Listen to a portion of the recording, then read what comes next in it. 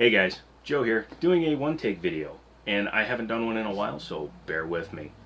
I was watching a video from a YouTube creator, and he was asking questions about should you save up and buy a better video card, and what you should do in the meantime.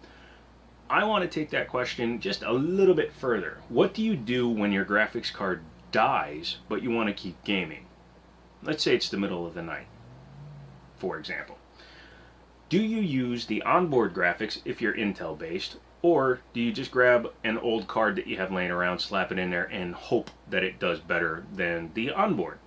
That's what I wanted to know. So I took out the 960 and I ran it with just the onboard graphics. My personal setup is an i5 7600K, which is the overclockable KB Lake processor. It's on a Gigabyte GA Z270 HD3 board. I think the HD means high definition, which plays into the onboard graphics. And it has 16 gigabytes of G-Skill DDR4 RAM.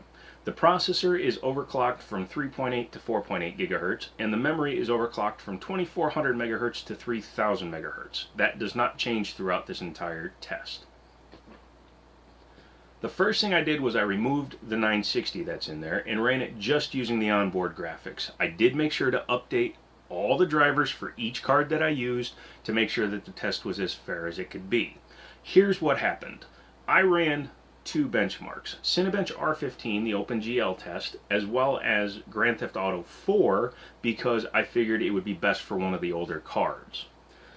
In OpenGL, the onboard chipset managed 60.65 frames per second, and in Grand Theft Auto 4, it managed 26.57 frames per second average at 1080p.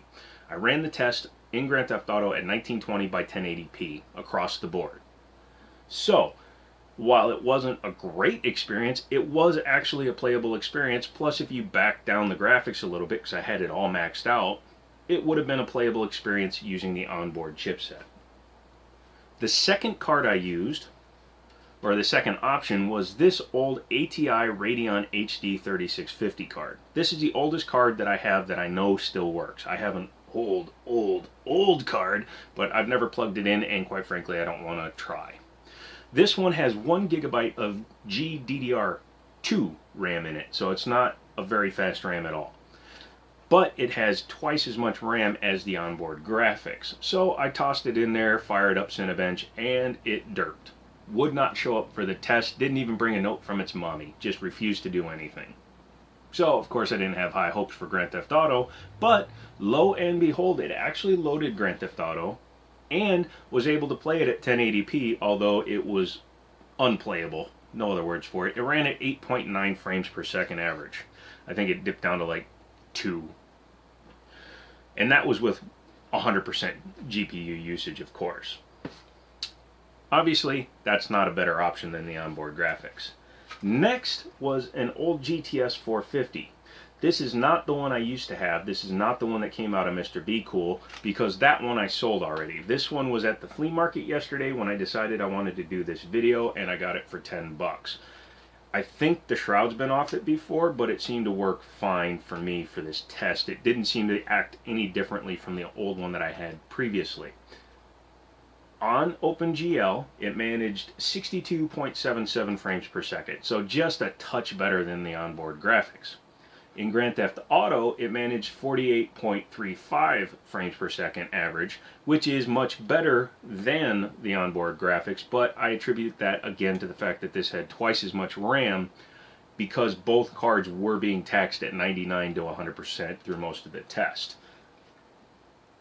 Still wouldn't actually recommend doing this, because if you're going to waste time going out and buying a card, why would you buy one that's barely better than onboard graphics?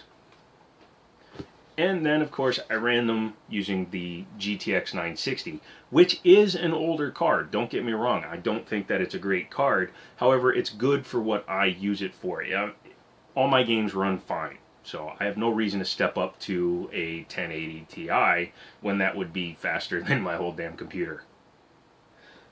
In OpenGL, it managed 141.89 frames per second, which is pretty good. And in Grand Theft Auto 4, it managed a solid 64 frames per second average. I don't know if the game just doesn't optimize much more than that, but it probably should have ran faster than that because the graphics card was never over 40% usage, which is another point. The fact that the GTS 450 was at 100% and this was at less than half, even though it had twice the RAM. So that shows you that the nanometer architecture of the graphics card comes into play, the power delivery, all that stuff does affect how things work. So what is the conclusion? The conclusion is, don't bother throwing something in. If you just need to keep going, just use your onboard graphics. Obviously, this doesn't apply to you if you're running an AMD chipset, which does not support onboard graphics, but if you have onboard graphics, don't waste your time throwing another card in there. Even if you grab a Craigslist card, don't buy some cheap-ass $20 card and throw it in there because it's not worth it. Obviously, I'm a very big fan of saving money, though. So if you can go on and get a 970 overclocked card for $100, that's fair. But not a GTS 450 for 25, 30, 40 bucks and hoping that it's going to keep you going for a while. Just save your pennies. Go to Micro Center, go to newegg.com, just get yourself a better deal. In fact, Micro Center, when I was there yesterday, had a 1050 Ti card, which doesn't even require an extra power adapter because it's more power efficient, was $139 for a 4 gig GDDR5 card. So run your onboard graphics as long as you can stand it, and then go out and buy the better card. So that's a pretty good thing to end on. Also, I wanted to say I've started a Patreon, which is up here in the corner, as well as please subscribe. I've noticed a few more subscribers since I come back, and that's cool. And if you don't know what to watch, go ahead and click on one of these two videos. Not sure what it'll be, probably tech related. Maybe I'll throw one of my stupid videos in there. And as always, I will talk to you later.